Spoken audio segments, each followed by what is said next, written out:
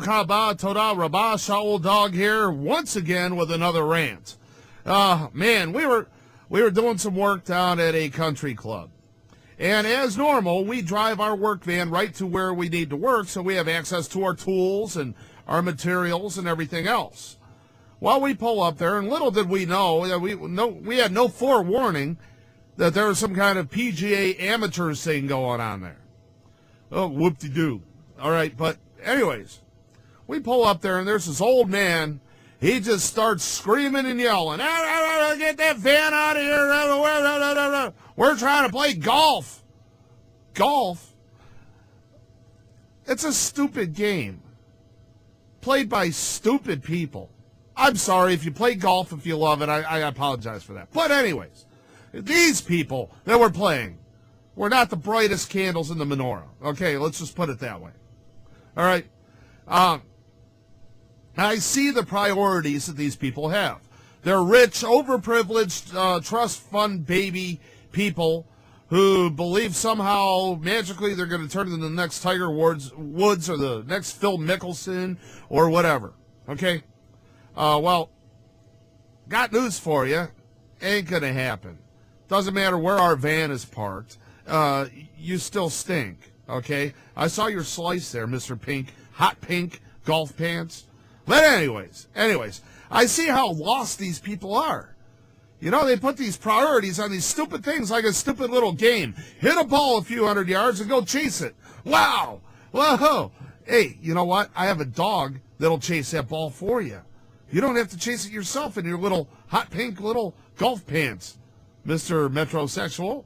Oh, by the way, metrosexual is gay that doesn't go all the way. That's what metrosexual is. So any man out there who wants to be all proud and say, "I'm a metrosexual," well, you know what? You're gay. You're gay. You just haven't done the nasty thing with, I ain't even going to go into detail. But anyways, seeing how these people are so lost. And then I go on to Facebook. On my wall, I posted a picture of this big, obese woman with a G on her chest wearing this big spandex leotard thing. Red spandex thing with a blue cape, and she had a mask and a big afro. And it says, "Saved by Grace." Well, out there in the ministry field, I run into so many Christians. They call me a legalist, call me a Pharisee, call me a Judaizer, call me everything. And then they say, "I'm saved by grace." Well, for the longest time, I was trying to figure out who is this Grace woman. But I finally came across a picture.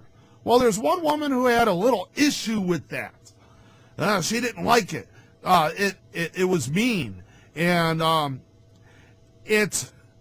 she said that this slogan, "Saved by Grace," was actually a gift from Yah.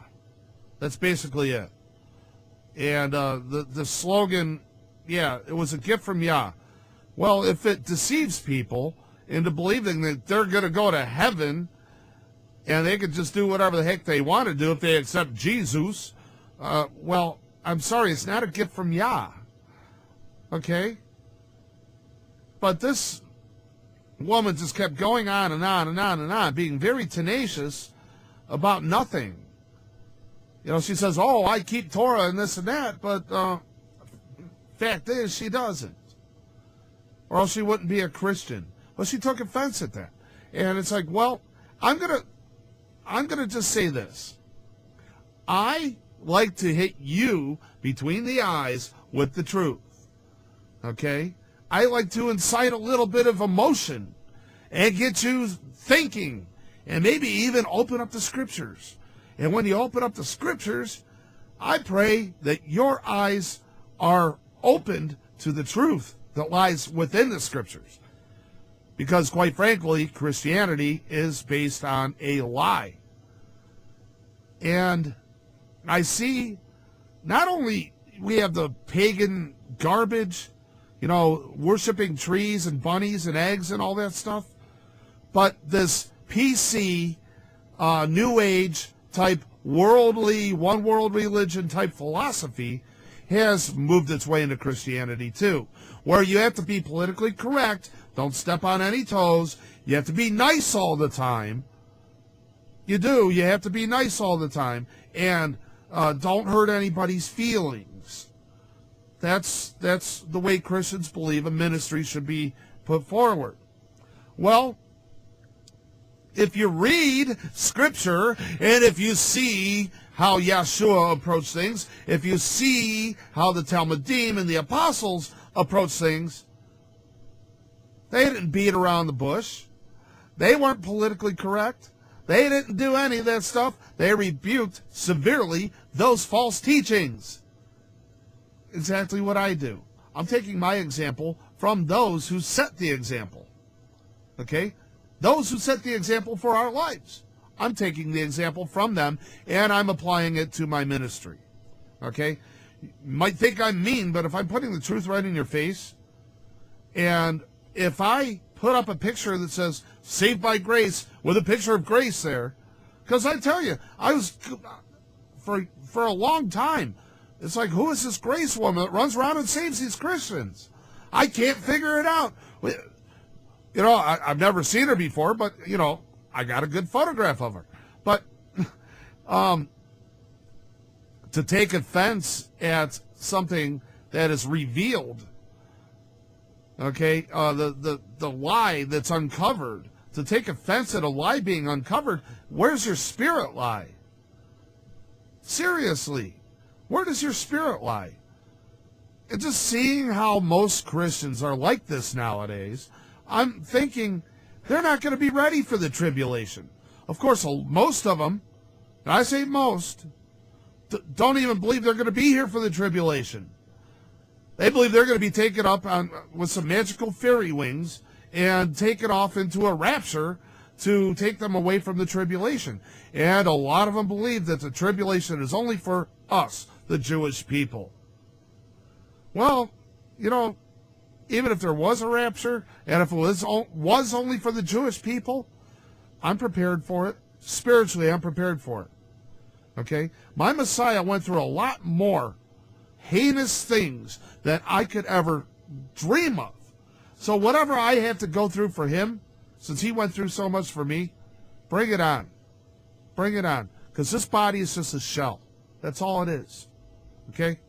But I have news for you, Christians. Okay? You're not going to be taken up in some magical rapture. And the truth does hurt. And if the truth is hitting you right here between the eyes, guess what? It's going to hurt a little bit. It's going to sting. But the sting goes away. Just open up your scripture and start researching what hits you between the eyes. Okay? Because that's where I come from. I come from scriptural truth.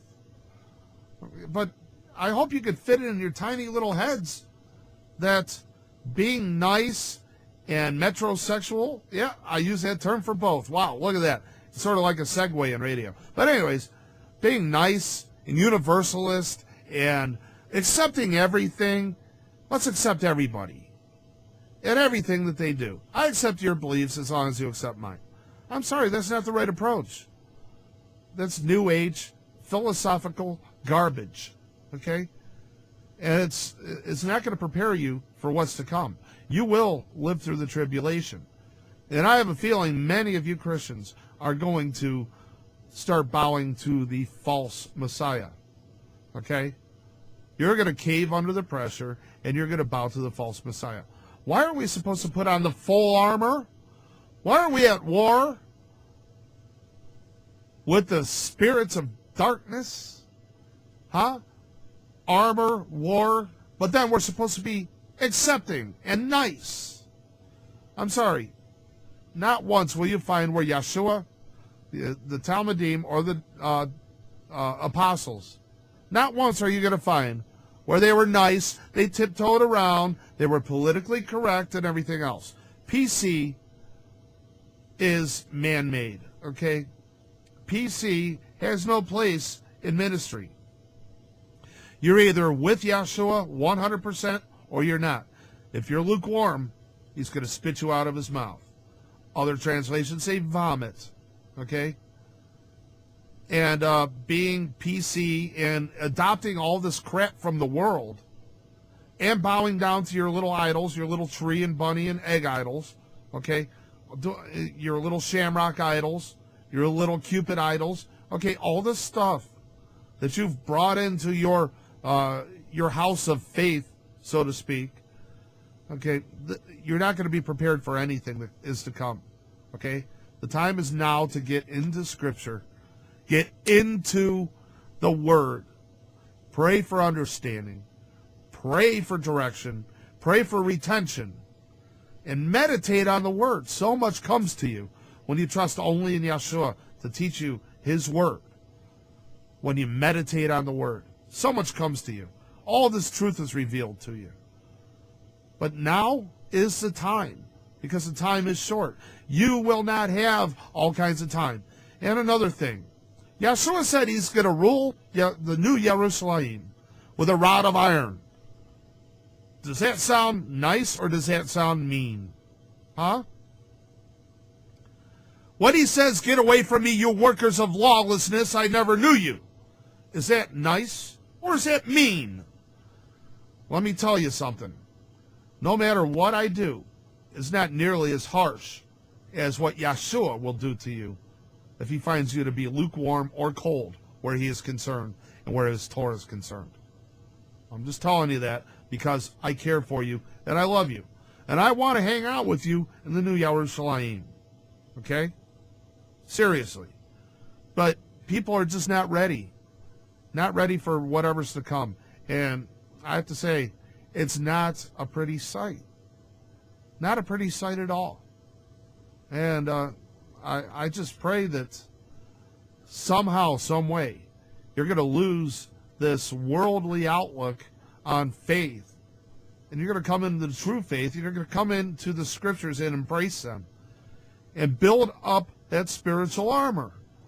And become the warrior that Yeshua needs you to be in these final days. Thanks for watching. Thanks for listening. Shalom, shalom. Take care.